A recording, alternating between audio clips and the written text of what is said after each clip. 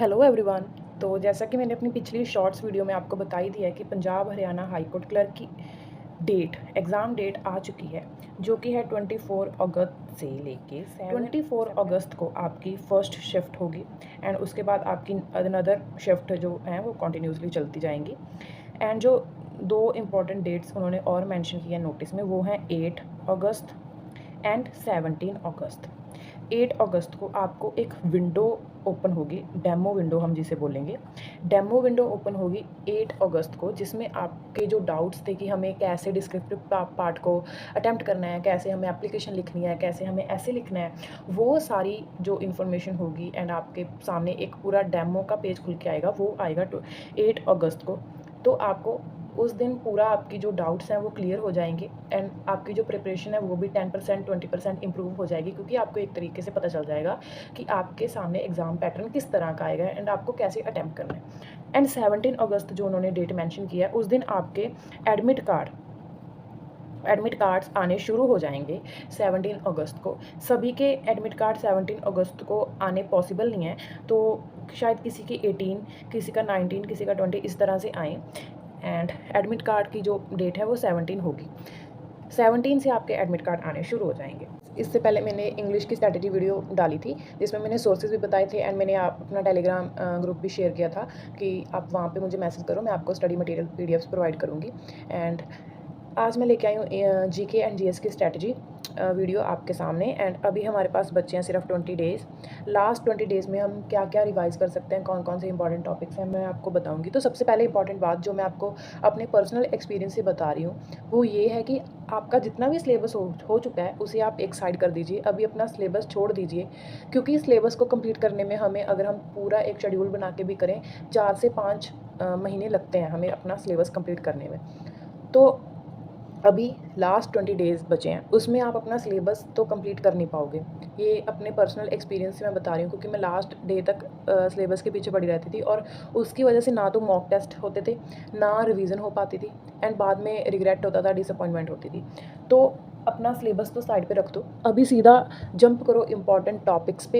And जो most relevant and repeated topic हैं उनकी बात करेंगे, जो कि पिछले प्रीवियस क्वेश्चन पेपर में मुझे मिले हैं, मैंने एनालाइज़ किए हैं। वही मैं टॉपिक आपको बताऊंगी जिसके चांसेस हैं, जिसमें सबसे ज़्यादा क्वेश्चन उसी टॉपिक्स में से पूछे जाते हैं एंड मैं उसी टॉपिक्स की आपके साथ बात करूँगी। तो सबसे पहले मैंने डिवाइड कर लिया है static GK and current affair को अपर पार्ट में एंड लोअर पार्ट में मैंने बाकी सब्जेक्ट रखे हैं। तो मैंने ये क्यों किया है सबसे पहले ये बता दूँ।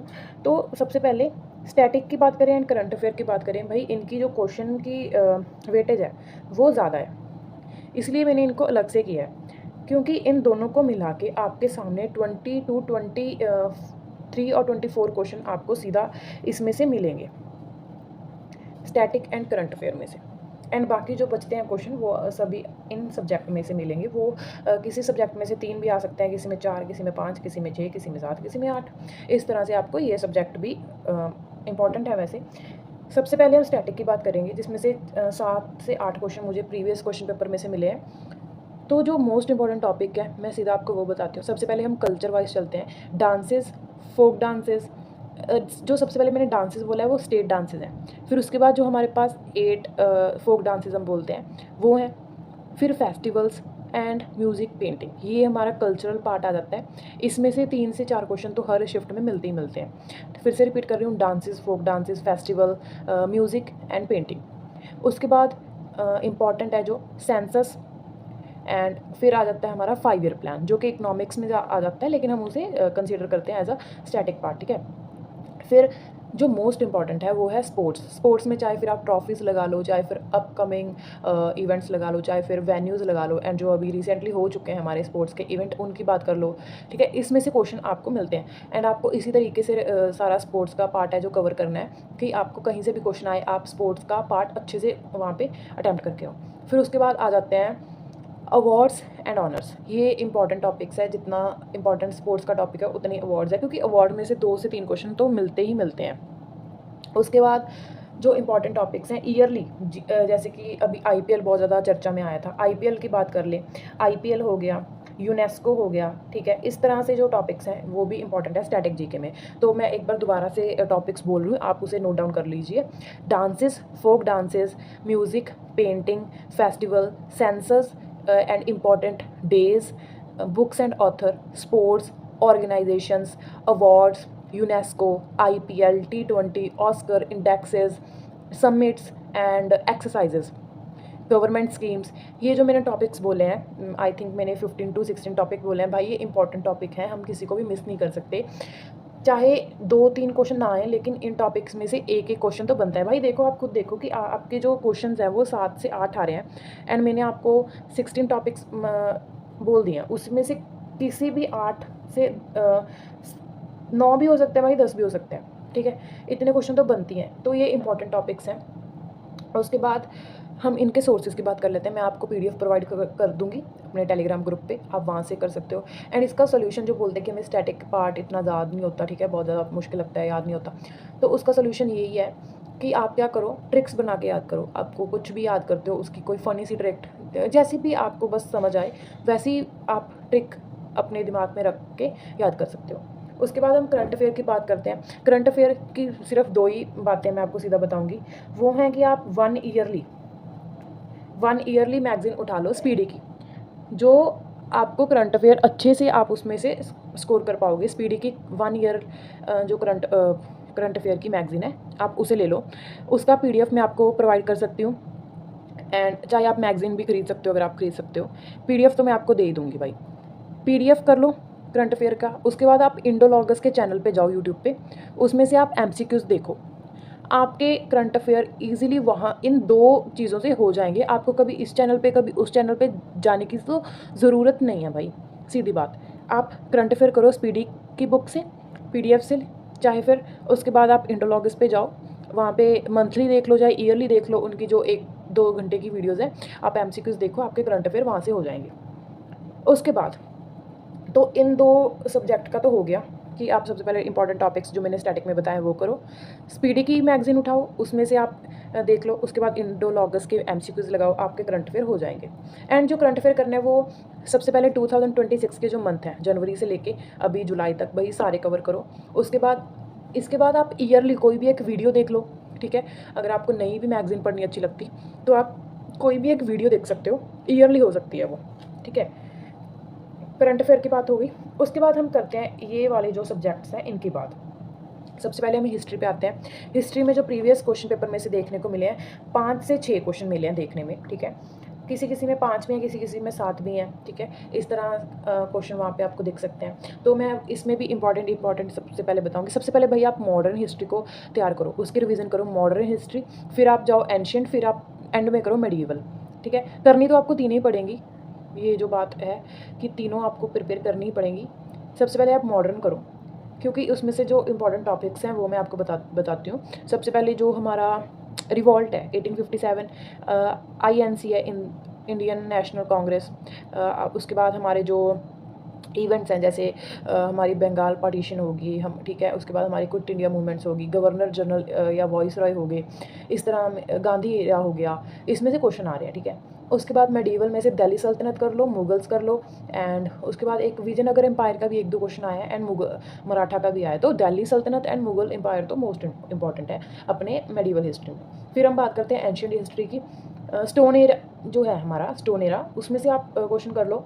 एंड जो इंडस वैली सिविलाइजेशन है वो भी मैं आपको स्टोन एरा में ही कंसीडर कर रही हूँ, ठीक है।